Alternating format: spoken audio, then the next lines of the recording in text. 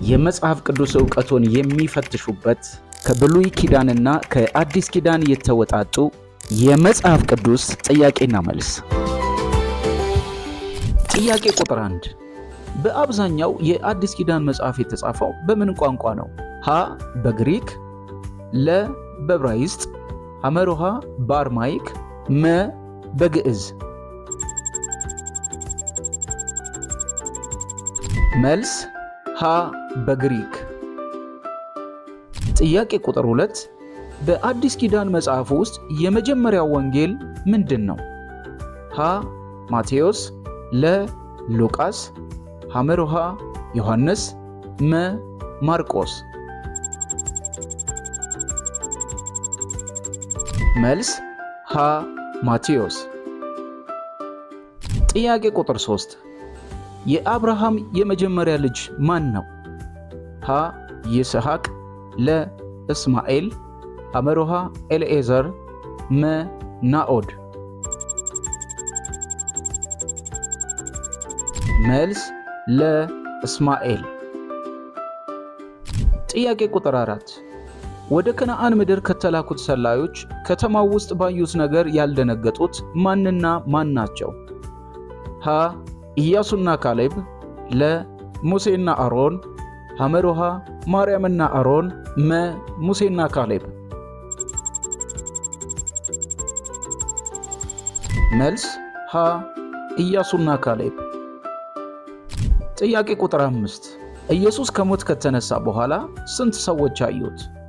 ሀ 164፣ ለ 300፣ ሐመሮሃ 500፣ መ 200። መልስ ሐመሮሃ 500። የመጽሐፍ ቅዱስ ጥያቄና መልስ። ጥያቄ ቁጥር 6 ለኢትዮጵያዊው የገንዘብ ሚኒስትር ወንጌል የመሰከረለት ሐዋርያ ማን ነው? ሀ ጴጥሮስ፣ ለ ፊልጶስ፣ ሐመሮሃ ስምዖን፣ መ ዮሐንስ። መልስ ለ ፊልጶስ። ጥያቄ ቁጥር 7 በድንጋይ ተወግሮ የሞተው የመጀመሪያው ሰማዕት ማን ነው? ሀ ሉቃስ፣ ለ እስጢፋኖስ፣ ሐመሮሃ ስምዖን፣ መ ጳውሎስ። መልስ ለ እስጢፋኖስ። ጥያቄ ቁጥር 8 የአብርሃም ወንድሞች ስም ማንና ማን ነው? ሀ ሎጥና ናኮር፣ ለ ሎጥና ካራን፣ ሐመሮሃ ካራንና አሮን፣ መ ካራንና ናኮር። መልስ መ ካራንና ናኮር። ጥያቄ ቁጥር 9 10ቱ ትእዛዛት በመጽሐፍ ቅዱስ ውስጥ የትኛው ክፍል ውስጥ ይገኛሉ?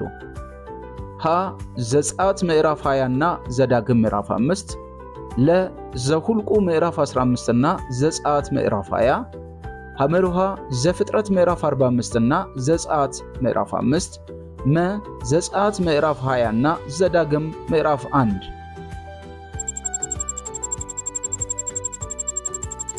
ሀ ዘጸአት ምዕራፍ 20 እና ዘዳግም ምዕራፍ 5። ጥያቄ ቁጥር 10 በአዲስ ኪዳን ሥላሴ የተገለጠው መቼ ነው? ሀ ኢየሱስ ሲወለድ፣ ለ ኢየሱስ ሲጠመቅ፣ ሐመሮሃ ደብረ ታቦር፣ መ ጎልጎታ።